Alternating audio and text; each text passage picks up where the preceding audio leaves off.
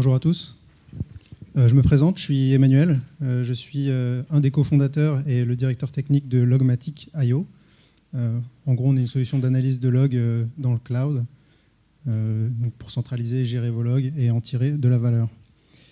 Ce dont je vais vous parler aujourd'hui, c'est de deux langages que vous connaissez probablement, le Java et le Scala. Alors pourquoi on parle de ça? Parce que c'est un peu la première question que vous vous posez quand vous démarrez un projet, c'est quel langage je vais utiliser. En tout cas, nous, quand on a créé Logmatic, c'est la première question qu'on s'est posée. Et pour nous, deux des sérieux candidats, c'était Java et Scala. Avant de rentrer trop dans le détail, est-ce qu'on les connaît bien? D'un côté, on a Java, le vieux, si je puis dire, créé en 96, 20 ans déjà, ça commence à faire. Mais c'est quand même une plateforme qui se modernise énormément. Et ce que je trouve vraiment intéressant au sujet de Java, si vous commencez à regarder un petit peu dans la doc, vous verrez un peu les principes de design sous-jacents au langage. Il y a ces 5 points que j'ai listés ici. Et celui qui m'intéresse particulièrement, c'est le premier, à savoir que quand ils designent le langage Java et la plateforme, ils veulent que ce soit simple, orienté objet et familier. Et si vous avez de l'expérience dans ce langage-là, on peut dire qu'ils ont bien réussi. Le langage Java est un langage qui est extrêmement familier. N'importe quelle personne qui a développé dans des langages variés, en C, en C++, en JavaScript, va pouvoir lire du Java, et c'est quand même une vraie force de ce langage-là. Mais le langage Java, c'est aussi ça. J'ai envie d'écrire un pauvre point, bien encapsulé, 2 entiers, x et y, de coordonnées à exposer, avec bien sûr un bon hashcode, un bon equals, et j'ai écrit 30 lignes de code. C'est un peu le premier reproche qui est fait au Java, c'est que c'est un peu fastidieux, un peu laborieux parfois d'accomplir ce qu'on le souhaite. Et c'est aussi un langage où il y a beaucoup de boilerplate, comme on dit. C'est d'ailleurs ce qui a fait le succès de librairies comme Guava, où en fait on a des choses qu'on répète de projet en projet, donc on est obligé d'utiliser des librairies pour patcher, si je puis dire. En face, vous avez le Scala. Alors tout le monde pense que c'est extrêmement moderne, extrêmement récent. En fait, le Scala, c'est né en 2003, donc ça a déjà 13 ans. C'est quand même relativement ancien, comparativement à d'autres langages qu'on connaît aujourd'hui. Le principe de design est beaucoup plus dur à trouver quand on cherche, mais les créateurs, clairement, ce qu'ils voulaient, c'était un langage qui soit à la fois orienté objet et qui permette de faire ce qu'on appelle du functional programming, donc la programmation fonctionnelle, passer de l'impératif au déclaratif. Et aussi, ils voulaient une orientation objet pure. Parce que si vous connaissez bien le Java, il y a quelques compromis dans la partie orientée objet du Java. On parle de générique notamment. Ils ne voulaient pas de ça. Donc c'est un langage qui est assez académique. Hein. D'ailleurs, le Scala, il voulait être dans les règles de l'art, si je puis dire. Sauf que le Scala, ça permet d'écrire des choses comme ça. C'est un langage qui est extrêmement expressif. Et la critique qui revient le plus fréquemment, c'est que c'est facile d'écrire des choses qui sont tellement puissantes qu'on a du mal à les lire. Moi, j'ai montré cette ligne de code-là à plusieurs développeurs. Ils n'ont pas été capables de me dire vraiment ce que ça faisait. Je vous le dis en 30 secondes, je ne suis pas capable de le dire non plus. Donc c'est un peu quand on doit faire un choix de langage, ça fait partie des choses qu'on doit prendre en compte. D'un côté, les deux langages sont sur la JVM, donc même plateforme, même performance, enfin, il n'y a pas vraiment de différence majeure là-dessus. Vous êtes dans une situation où vous avez d'un côté un langage simple, un peu laborieux, mais bon, 9 millions de développeurs. Scala, super puissant, super élégant, mais du coup peut-être moins de développeurs également. Et nous, par exemple, chez Logmatic, on a fait le choix de se tourner plutôt vers le Java. C'est un choix très pragmatique, en se disant ça sera peut-être plus facile de recruter, et pour une startup, on ne va pas se tirer une balle dans le pied. Hein. C'est déjà très dur de recruter, donc choisissons plutôt les 9 millions de développeurs. Et aussi parce qu'on avait plus d'expérience, et le time to market, quand on est une startup, c'est super important, et s'amuser, entre guillemets, à apprendre le Scala, c'était peut-être pas une bonne idée pour nous. Est-ce que ça veut dire que, du coup, on doit rester avec notre bon vieux Java et dire adieu à tout ce que le Scala peut nous apporter? Pas forcément. Vous le savez tous, JDK8 a apporté son lot de nouveautés, principalement les lambdas, ce que je vous ai montré ici. Donc c'est un petit morceau de code qui prend une liste d'entiers, s'amuse à sélectionner ceux qui sont impairs et les mettre au carré. Grâce au JDK8, on peut écrire ça de manière assez expressive. C'est les prémices du langage fonctionnel au sein de Java. Et ils nous ont ajouté à cela les streams, les optionnels, les completion stage, qui sont l'équivalent des promesses en Java, Ils nous ont rajouté les default methods. C'est vraiment, le JDK8, c'est un énorme apport au langage. Ça change vraiment fondamentalement la manière dont vous écrivez du code Java. Donc c'est super excitant. Et vous me dites, du coup, JDK9, ça va arriver, il va y avoir plein de trucs nouveaux. Et en fait, pas du tout. Le JDK9, c'est essentiellement le projet Jigsaw, qui est sur l'architecture du code et non pas sur la manière dont vous allez écrire votre code. Le code Java que vous allez écrire en JDK9 sera sensiblement le même qu'en JDK8. Du coup, est-ce qu'on n'a vraiment rien qui nous rapproche plus de ce cas-là? Il n'y a aucune nouveauté? Peut-être en JDK10 2020. C'est mes calculs scientifiques qui évaluent ça, hein, mais je pense vraiment que ça va être 2020. Alors du coup, vous êtes avec votre classe point, là. 30 lignes de code pour 2 entiers, ça fait un peu mal. Surtout qu'en face, Scala, il a les case classes. Donc, dans ces moments-là, c'est un peu dur de défendre le langage Java quand même. Hein. Une ligne contre 30 lignes.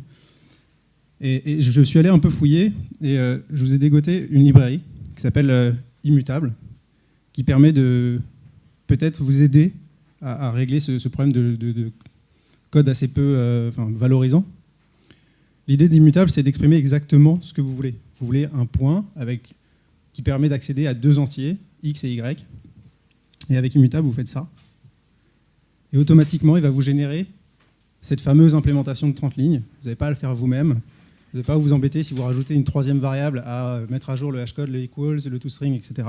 Il s'occupe de tout ça. Et il vous fait également un builder, et du coup, vous arrivez à écrire du code comme ça. Il vous a généré automatiquement la classe Immutable Point avec son petit builder qui permet d'écrire du code avec une API fluide, très très sympa. Donc je vous dis, builder, hashcode equals, toString, même un constructeur par copie, tout ça c'est fait pour vous, c'est super sympa. Mais vous pouvez faire mieux, vous pouvez customiser. Je peux définir ma propre annotation et lui dire, par exemple, dans ce cas-là, tous les paramètres sont obligatoires. On ne va pas me construire une instance de point avec juste le x, ça n'a aucun sens. Puis je lui dis aussi, immutable point c'est bien, mais en fait je préfère point tuple. Donc je lui demande de générer un nom un peu différent, et je lui dis, oublie le builder, ça ne m'intéresse pas. Il va vous produire ça. Donc là, il utilise le paradigme de constructeur nommé, c'est-à-dire d'avoir une fonction statique qui génère votre instance. Et encore une fois, vous partez d'une interface, une annotation, et automatiquement vous avez du code beaucoup plus agréable, vous ne faites pas la partie laborieuse du code. Attention, ça marche. Cependant, si vous avez des projets relativement complexes, avec des tonnes de plugins Maven ou je ne sais pas quoi, vous pouvez avoir des difficultés à mettre en place l'IDE. En tout cas, j'ai moi-même un tout petit peu galéré, mais au final, on y arrive, et c'est vrai que ça fait gagner pas mal de temps. Alors, il y a un truc qui est important, c'est que ça s'appelle immutable. C'est pas un hasard. C'est parce que ça préconise l'utilisation de structures immutables, à savoir des choses qu'on ne peut pas modifier. Pourquoi? Si vous avez fait un peu de code multithreadé, chez Logmatic, nous on traite des milliards de lignes de log par jour. Ça ne tourne pas sur un seul cœur. On est complètement multithreadé. Et en fait, d'expérience, les bugs, quand on est dans un environnement multithreadé, ils viennent avec la mutation de l'état. Vraiment ce qu'on appelle les effets de bord. Ce qui se passe aussi, c'est que si vous exposez une API, vous n'êtes jamais à l'abri de quelqu'un qui fait n'importe quoi avec votre API. Je vous donne un exemple. J'ai mes points. Maintenant, je vais écrire une shape, donc une liste de points. Et je décide de l'exposer comme ça. Évidemment, quelqu'un qui va vouloir l'utiliser va créer ces 2 shapes, par exemple, et va vouloir les réunir, les merger, faire l'union des deux. Et il va écrire naïvement, je récupère la liste de l'un, et puis j'y ajoute la liste de l'autre, la liste de points de l'autre. Évidemment, avec votre œil affûté, vous voyez bien qu'il y a un souci ici. En réalité, en exposant une liste, j'ai brisé l'encapsulation, et ma shape A se retrouve modifiée par l'opération. Et vous me dites, mais pas de problème, je sais ce que je peux faire avec le JDK, j'ai unmodifiable list, et je peux me prémunir de ça. Effectivement, le type va se taper une exception au runtime, super.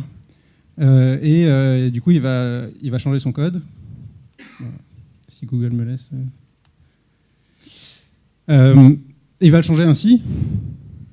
Je refais une nouvelle collection qui copie tous les éléments de ma shape A et dans laquelle j'ajoute les points de la shape B. Parce que là, il y a du gâchis. Je ne sais pas si vous êtes souvent confronté à des problèmes de performance, mais là, vous faites une duplication complète du conteneur. Alors, j'ai 2 points, c'est rien. Mais si vous avez 2000 points, ça peut être problématique. Et c'est là que rentrent en jeu les persistent collections. Alors, persistent, c'est pas ce que vous imaginez, genre écrire sur le disque dur, c'est pas ça. C'est plutôt l'idée qui est sous-jacente d'ailleurs aux collections immutables de Scala, c'est que quand on modifie la collection, on va récupérer une nouvelle copie de la collection qui va laisser la précédente copie inchangée. C'est une propriété essentielle donc, pour préserver l'immutabilité de la structure. Et ce sont des structures qui sont spécifiques. Ça ne se passe pas par recopie, mais ça se passe bien par une structure de données spéciale qui va avoir la propriété que quand on va la modifier, elle va produire une nouvelle structure de données, sans tout recopier, qui va contenir tous les éléments et sans modifier la précédente liste. Donc ici, mon code va se transformer en récupère ma liste de points sous forme d'un p-vector. Et du coup, je peux effectivement récupérer la liste des points qui sont dans la shape A et y ajouter ceux de la shape B. Et j'ai un vecteur qui contient tous les points sans avoir modifié les deux shapes. Pas de runtime exception, pas de problème de performance associé. C'est nettement plus propre. Et c'est ce que Scala fait dans ses collections immutables. C'est bien, c'est compatible avec les collections Java. Mais les collections Java, soyons honnêtes, c'est vieux. Et faire du fonctionnel sur les collections Java, c'est quand même un sacré compromis. Quand je vous montre ce code-là, ce que j'ai mis en gras là, stream et collect, ça sert à rien. En fait, vous êtes en train d'écrire du code pour parler à la JVM, si vous voulez, mais ça n'apporte absolument rien à la valeur de votre code. Vous décrivez une opération, mais stream et collect ne contribuent absolument pas à la description de l'opération. Il y a une troisième librairie qui est intéressante, si vous voulez aller jusque-là. Les mecs, ils ont repris tout le diagramme de classe from scratch. Ils ont dit, nous, on s'abstrait complètement des collections. Et ils ont refait toute l'arborescence des collections et autres. Ils vont même reproduire les lambda et les tuples. Ce qui permet d'accomplir vraiment le code le plus proche de ce que j'ai vu, de ce qu'on écrirait en Scala. Ils vont plus loin que ça. Il y a même du pattern matching.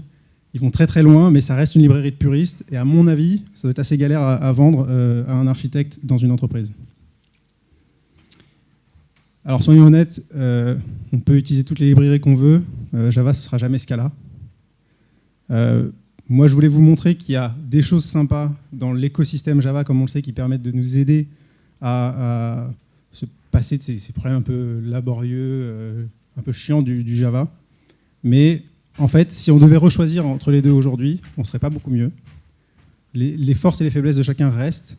Et je dirais même qu'on est pire, parce que maintenant, il y a des nouveaux langages encore. Je pense à Kotlin, je pense à Ceylon, je pense à Clojure, pour ceux qui veulent essayer, qui ont également énormément de forces et de faiblesses, qui peuvent adresser aussi votre choix de langage. Merci.